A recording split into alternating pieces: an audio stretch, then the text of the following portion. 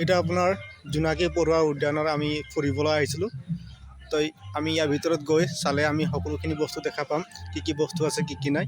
তো আমি ভিতৰলৈ যাওঁ।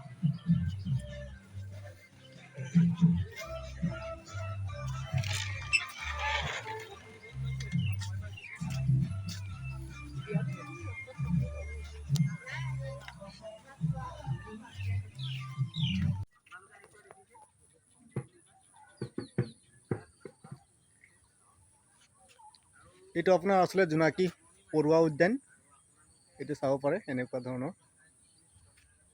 তাৰপিছত লগতে এইটো আছে আপোনাৰ মাছ, ইয়াত পানী আছে, চাব পাৰিব। বৰ ধুনীয়া জেগাডোখৰ, চাই ভাল লাগিলে।